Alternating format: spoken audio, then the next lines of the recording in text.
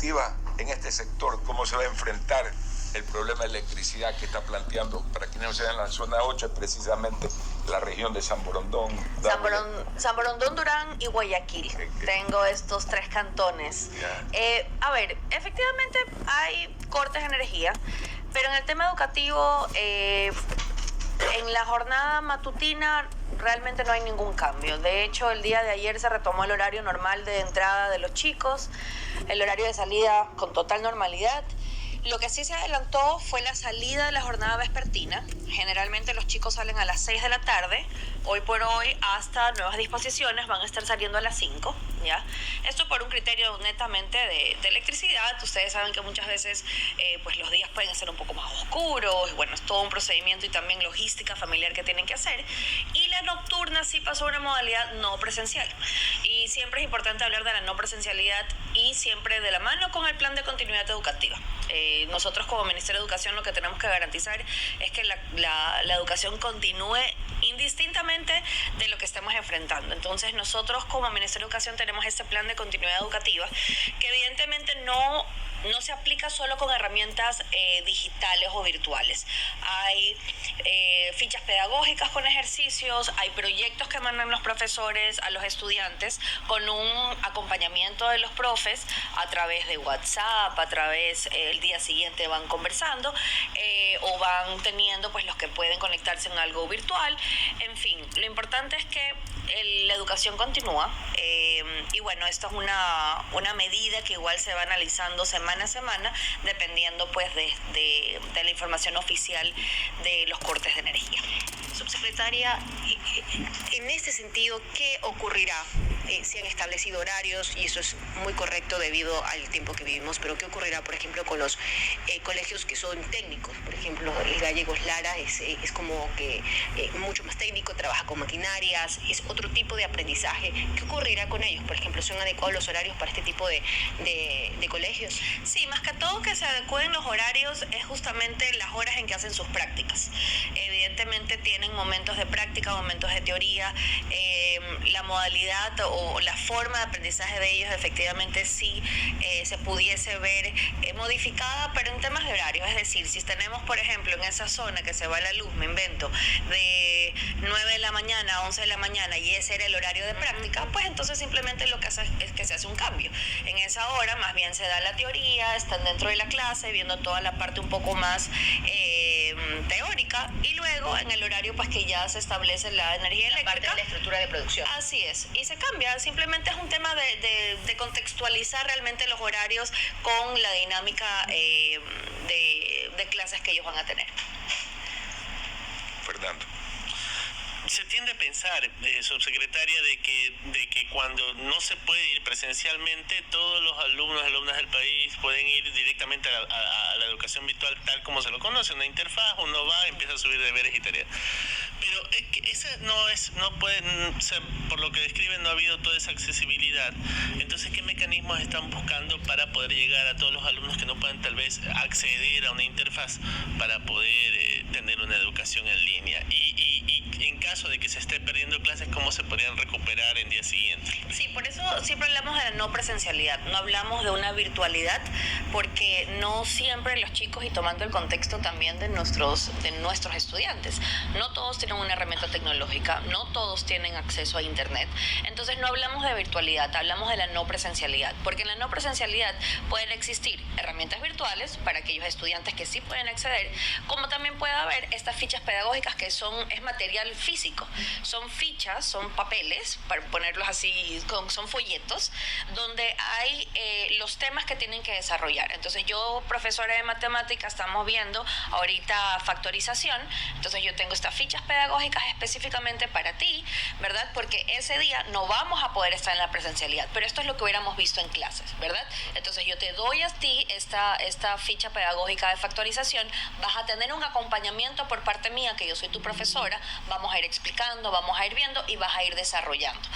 Otros casos, por ejemplo, son proyectos. Entonces, digamos que estamos los chicos de primero de bachillerato y tienen un proyecto de ciencias. Entonces, perfecto, íbamos a ver, qué sé yo, íbamos a ver la fotosíntesis, el desarrollo de la fotosíntesis. Entonces, chicos, a ver, el proyecto que van a tener es, por favor, que vayan alrededor de sus casas y vean si es que tienen plantas y vean me explico, son proyectos. Entonces, si bien no están utilizando herramientas virtuales, igual están trabajando con material lúdico, con el acompañamiento necesario.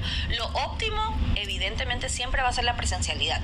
Por eso nosotros simplemente se tomó esta decisión en las nocturnas. En la zona 8 tenemos 73 instituciones educativas nocturnas y evidentemente, pues al retornar a la presencialidad siempre hay un proceso también de nivelación, un proceso también de refuerzo. A ver, ¿qué fue lo que vimos? Hay dudas y se va reforzando poco a poco para que no existan vacíos. Subsecretaria, entiendo que hay unas fases bien planteadas por lo que usted está comentando de este plan de continuidad educativa. ¿Cuáles son los principales problemas que ustedes han identificado? Porque entiendo que esto se da por un diagnóstico previo. ¿Cuáles fueron los principales problemas que ustedes identificaron en estos sectores, principalmente en la recepción digamos, de estudios y la nivelación académica, sobre todo porque esas desigualdades pueden generar cogniciones distintas? Totalmente. Mira, esto es una problemática que pudimos vivirla desde el COVID-19. Yo creo que el COVID-19 nos dejó un gran desafío y un gran aprendizaje también. Digamos que de manera acelerada tuvimos que tomar decisiones en su momento, ¿no? De cómo tenemos que contextualizar en esta realidad. Evidentemente hay que seguir mejorando. Siempre van a haber estudiantes que pueden tener mayores desafíos en esta modalidad no presencial, ¿ya? Puede haber mayores desafíos, pero la importancia es justamente que al retorno de la presencialidad justamente existan los profes. Nosotros tenemos asesores educativos que estamos en constante capacitación, en constante evaluación realmente del aprendizaje que los chicos han tenido. No se trata de simplemente darle una ficha pedagógica que haga el ejercicio y eso es todo. No es de darles una nota por darles una nota, sino que realmente hayan adquirido eso de ahí. Y eso es un proceso constante, es un proceso también de capacitación del Ministerio de Educación, y hacia allá vamos. Lo importante ahorita es poder garantizar el acceso a la educación indistintamente de las problemáticas que se nos van presentando. Subsecretaria, acaba de tocar el tema de los docentes y es muy importante, ¿no? Primero conocer cómo está el ingreso de más partidas justamente para este segmento de la educación de esta comunidad educativa que necesita aún más de docentes, sobre todo en la parte rural, sobre todo en partes un poco más conflictivas y lejanas de la ciudad. Una y dos, hace unos días o semanas se planteaba, por ejemplo, se hablaba de, no son quejas, pero sí observaciones, por ejemplo, de los profesores que ya han salido, cómo se va subsanando, por ejemplo, el tema de jubilaciones también, porque así como se salen docentes, las partidas deben ingresar, cómo se va subsanando en el sistema, sobre todo porque la crisis general del país es muy complicada. Sí, efectivamente, durante este año se han realizado varios concursos. Evidentemente se necesita siempre, pues justamente por la razón que tú indicas, ¿no? Van saliendo nuestros profes que ya se jubilaron y esas partidas igual tienen que ser reemplazadas. Pero también es un factor que tenemos que pensar en un factor financiero, ¿no? Vamos poco a poco, se va priorizando lo priorizado. Hay zonas que tienen mayor priorización que la zona 8 o sectores donde efectivamente puede existir más déficit de docentes, pero... ¿Cuáles son esas zonas? Dependiendo, a nivel nacional generalmente puede ser las zonas rurales, que son unidocentes, por ejemplo. Pueden existir también en las zonas más amplias. En Guayaquil, evidentemente, tenemos colegios que son, imagínate, tenemos...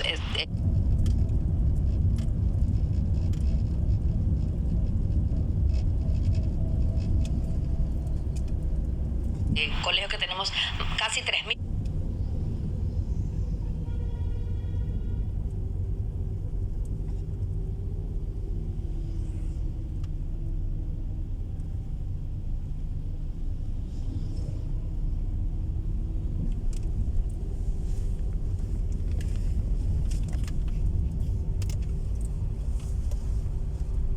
Estudiantes. estudiantes.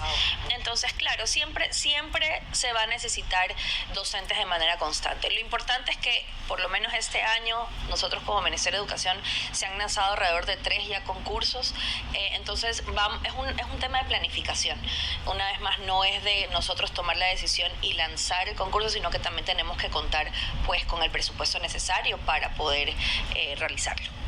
Subsecretaria, el inicio del conflicto armado interno, se temía que ciertas zonas del país queden sin acceso a educación pública por las bandas que pueden estar paralizando, amenazando o amedrentando a los estudiantes y a los docentes. Desde ese momento, ¿cómo se ha venido atajando el problema y qué planes hay? O sea, hay un plan determinado del Estado para evitar estos ataques a nuestro sistema educativo y la paralización del mismo. Sí, mira, justamente cuando llegamos a la Subsecretaría de Educación nunca me voy a olvidar y siempre lo comento cuando tengo la oportunidad, el 1 de diciembre, con un evento lamentable, que fue justamente el asesinato de uno de nuestros docentes. Y en ese momento, si bien la educación siempre fue pensada como este proceso solo de enseñanza-aprendizaje, los profesores enseñan, los estudiantes aprenden. Este contexto nos hizo también cambiar un poco la dinámica de cómo tenemos que intervenir en las instituciones educativas. Y ahí nace justamente este proyecto piloto que lo hicimos aquí en Guayaquil. Fue un proyecto de 4 meses de ver cómo teníamos que intervenir en las instituciones educativas dado el contexto. Y nació así el programa de comunidades educativas seguras y protectoras. Es un programa integral, es un programa junto con el Ministerio de Educación, Ministerio de Interior, Policía Nacional y las demás carteras de Estado. Porque siempre cuando pensamos en seguridad pensamos que mientras más policías hayan afuera de las instituciones educativas, más seguros van a ser nuestros estudiantes. Y no necesariamente es así. Las ciudades más seguras no son las que están más encerradas, sino las que están más abiertas. Entonces, se tiene que trabajar y estamos trabajando desde diciembre en instituciones educativas priorizadas. En la zona 8 tenemos 110 instituciones educativas priorizadas. Hay 3 en Durán, tenemos 3 en San Borondón y el resto en Guayaquil. Y se trabajan muchos ejes. Indistintamente que está la policía o hace rondas la policía alrededor de estas instituciones educativas, es poder recuperar a la comunidad. No podemos hablar de educación o de comunidades solo de la escuela para adentro. La educación se da en todos los espacios públicos, cuando vas a comprar el pan, cuando te levantas en tu casa y dices buenos días. Entonces la educación realmente es una corresponsabilidad de todos. Entonces en la parte preventiva es trabajar con los padres de familia. ¿Qué dicen los padres de familia? No, pero tienen que revisarle las mochilas a nuestros hijos. ¿Por qué nosotros tenemos que hacer eso? Eso es de los padres. Los padres tienen que saber qué pasa en sus casas, qué pasa con sus hijos. Los chicos no tienen que llegar con nada que no sea lo adecuado, más que libros, cuadernos y plumas al colegio. Entonces es un tema de capacitar, de prevenir, de explicarles, de enseñarles. Hoy por hoy los contextos familiares son distintos, papá y mamá no están en casa, los chicos están más expuestos a otras cosas, los chicos no tienen sentido de pertenencia. Estamos trabajando en devolverles ese sentido de pertenencia a través del deporte, del arte. En Durán, por ejemplo, estamos haciendo un gran trabajo, realmente es un gran trabajo porque créanme que es un trabajo de hormiga. Y ver chicos que ni siquiera nunca habían salido ni siquiera de Durán, ni siquiera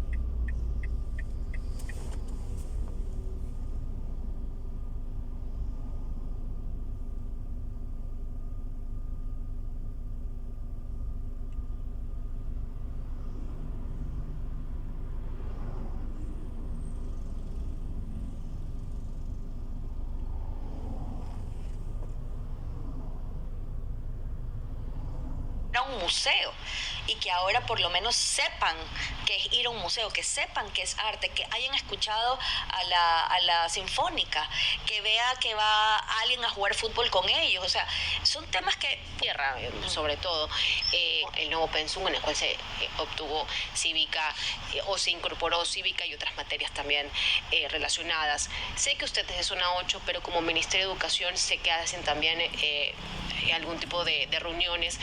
¿Cómo ha evaluado el Ministerio de Educación este periodo lectivo, por ejemplo, del régimen cierre? A ver, efectivamente las inserciones curriculares es importante esclarecer. La inserción de cívica, ética e integridad es esta materia o esta inserción que se va a dar evidentemente con una carga horaria. Las demás inserciones, que es educación financiera, que es educación socioambiental, es de manera transversal. Es decir, yo sí soy profe de matemáticas, yo en algún momento de mi planificación de matemáticas voy a incorporar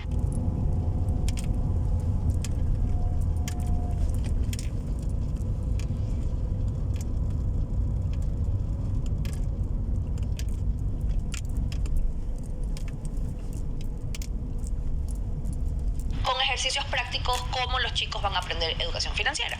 Ahora, efectivamente aquí en Costa vamos a iniciar el próximo año. En Sierra es un proceso. Primero fue una fase también de capacitación a los profes dentro del aula de clase.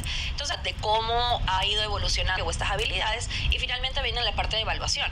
Cuando hablamos de procesos educativos, no es de soplar y hacer botella, es decir, no es que hoy inició, imagínense, el periodo lectivo de cierre inició creo que el 2 de septiembre, estamos 26, ahorita no vamos a ver los resultados. No, pues aparte que son materias que tampoco se basan a números. Así es, que no se basan a números, es correcto. Entonces, es un proceso evaluativo, hay toda una metodología para poder evaluarlos. Esperemos pues que ya para el próximo año, cuando nos toque nosotros implementarlos, pues tengamos las primeras experiencias. Subsecretaria, muchísimas gracias por habernos acompañado y hablar de estos temas muy importantes. Gracias a ustedes. Doña Daniela, un gusto haberla tenido en las nuevas cabinas de radio. Felicitaciones. Espero regresar. Pues, será siempre un placer conversar con usted de temas de educación y de otros temas que usted quiera conversar. Muchas gracias. Vamos al corte comercial y enseguida volvemos.